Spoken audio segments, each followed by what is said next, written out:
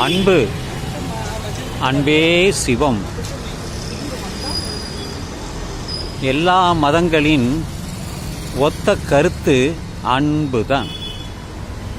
அதனால்தான் திருவள்ளுவர் அன்புடையார் எல்லாம் தமக்குரியர், அன்பிலார், அன்பு இல்லாதவர்கள் என்றும்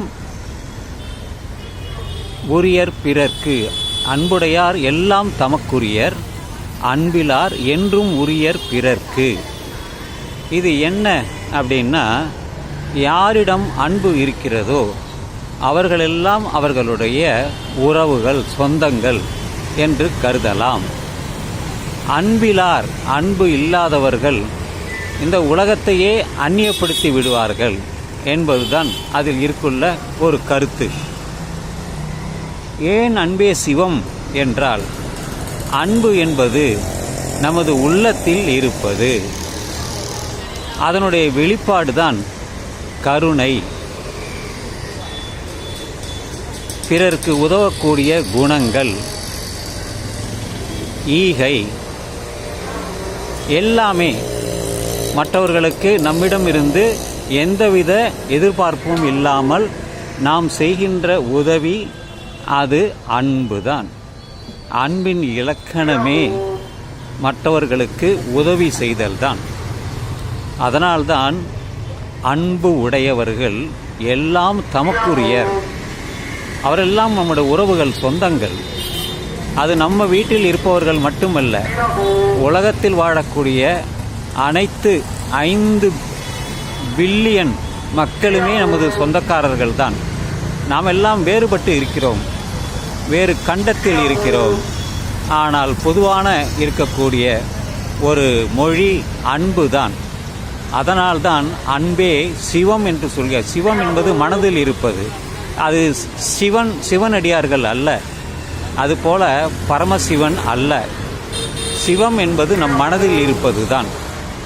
இதெல்லாம் நான் சொல்லவில்லை, திருமூலர் சொன்னதுதான், பல சித்தர்கள் சொன்னதுதான். நான் இன்னும் புதியதாக இட்டுக்கட்டி சொல்லவில்லை. அன்பே சிவம் என்பது அதுதான். உங்களுக்கு யாரிடம் அன்பு இருக்கிறதோ, உங்களில் யாரிடம் பழகுகிறார்களோ அவர்கள் அன்புடையவர்களாக மாறிவிடுவார்கள். அன்பின் வெளிப்பாடுதான் காதல். ஒரு ஆணும் பெண்ணும் பார்க்கும் பொழுது அவர்களிடையே இருக்கக்கூடிய ஒரு நட்பானது அது பரிணமித்து காதலாக மாறிவிடுகிறது.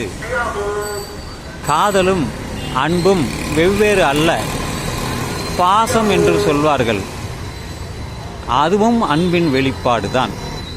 இவன் பாசக்காரன், பாசக்காரி என்று சொல்வதுண்டு. நான் சொல்வேன் அடிக்கடி, இவர்களெல்லாம் பாசக்காரி, இவ பெரியவா, அவ சின்னவங்கிறது பேத்தியை வச்சு சொல்லுவேன். அதுபோல அன்புதான் உலக மொழி. அதை பற்றி பல பாடல்கள் இருக்கிறது. அன்பே ஒரு பாடல் இருக்கிறது, அது எனக்கு ஞாபகத்தில் வரவில்லை.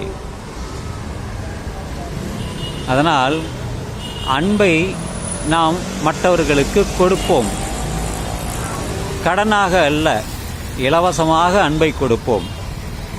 எல்லோருக்கும் கொடுப்போம்.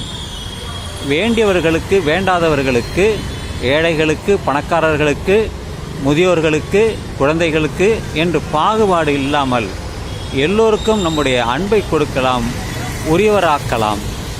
எனவே அதனால்தான் அன்பை பற்றி நான் எனக்கு தெரிந்த சில விஷயங்களை மட்டுமே நான் சொல்கிறேன்.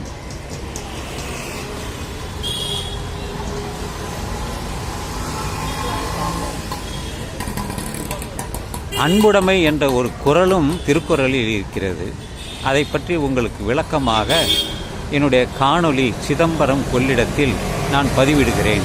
அதையும் நீங்கள் காணுங்கள் என்று சொல்லி இந்த இரவு பதிவை நான் நிறைவு செய்கிறேன்.